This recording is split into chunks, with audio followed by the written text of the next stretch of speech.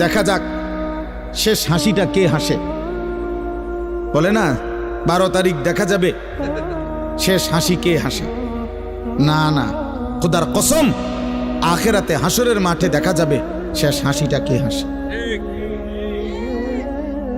12 তারিখ ফয়সালা হবে না, 12 তারিখের পরেও পৃথিবীতে নির্বাচন হবে। কথা বোঝেন নাই? 12 তারিখের পরেও কি হবে? নির্বাচন। 12 তারিখ সকালেও বহু লোক মারা যাবে, যিনি 11 তারিখ পর্যন্ত নির্বাচনের কাম করছে, উনি 12 তারিখ সকালে মরে যাবে।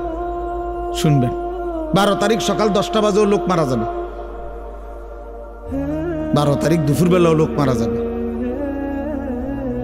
অতএব তো উনি দেখবে কেমনে? উনি তো ভাবছিল থাকবে, উনি তো নাই।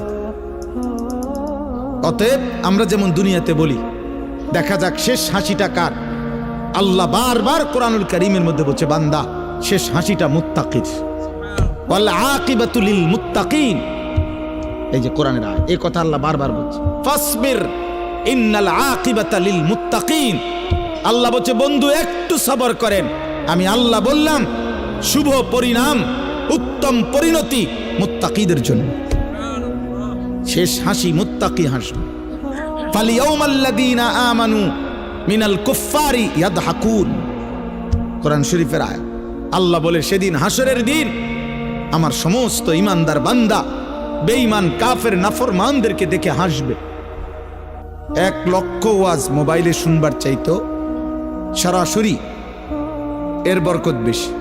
এই চোখের দিকে চোখে তাকাইলে এর দ্বারা ফায়দা হয়, মানুষের পরিবর্তন, আখিরাতমুখী পরিবর্তন, শুধু শব্দ দিয়ে না, শুধু আওয়াজ দিয়ে না। নারে তো শব্দ তো ঘরে থেকে মাইকের আওয়াজ শোনা যায়, তাহলে আর এখানে আসার কি দরকার? এই জন্য আমাদের বুজুর্গানে দিন বলে, দিন হোতা হে বুজুর্গো কি নজর সে পয়দা। আল্লাহর প্রিয় বান্দাদের চোখের বরকতে মানুষের মধ্যে দিন আসে, আখিরাতের ফিকির আসে। কিছু জানা এক বিষয়, কিন্তু নিজের জীবনে আমল করা এটা ভিন্ন বিষয়। এমনিতে ইসলামের কোরআন সুন্নাহর অনেক কথা অনেক পণ্ডিত অনেকেই জানে। ইউরোপ আমেরিকাতে এমন খ্রিস্টান পণ্ডিত শিক্ষাবিদ অনেক আছে যারা কোরআন সুন্নাহর উপরে ব্যাপক জ্ঞান রাখে।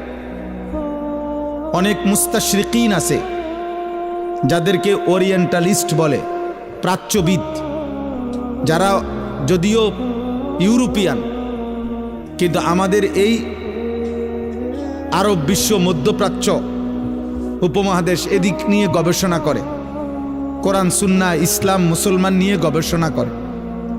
তারাও এরকম অনেক সূক্ষ্ম বিষয় জানে, কিন্তু এরকম কিছু জানা আরেকটা হলো নিজের জীবনে আমল করা, বাস্তবায়ন হওয়া, এটা ভিন্ন বিষয়। এই জন্য ভাই এটা জরুরি। কোনো ওয়াজ মাহফিল মানে বক্তার ইন্টারভিউ না, যে আপনি আসছেন এটা বুঝার জন্য যে বক্তার জ্ঞান কেমন। বক্তা মনে করেন অনেক তথ্য দিল, আপনি বুঝলেন যে এই হুজুর অনেক জ্ঞানী, এরপরে আপনি আপনার পথে চলে গেলেন, বক্তা বক্তার পথে চলে গেল, তো এতে কি অর্জন হলো? কি অর্জন হলো? কি? এটা তো ইন্টারভিউ বোর্ড না, এটা তো উপদেশ গ্রহণের মজলিস। কথা তো ছিল উপদেশ গ্রহণ হবে। ওয়ালাকাদ ওয়াসালনা লাহুমুল কওলা লাআল্লাহুম ইয়াতাযাক্কারুন। আল্লাহ তাআলা বলেন, আমি আমার কথাগুলো কোরআনে বারবার বলেছি। কেন? লাআল্লাহুম ইয়াতাযাক্কারুন, আমার বান্দাগণ যেন উপদেশ গ্রহণ করে।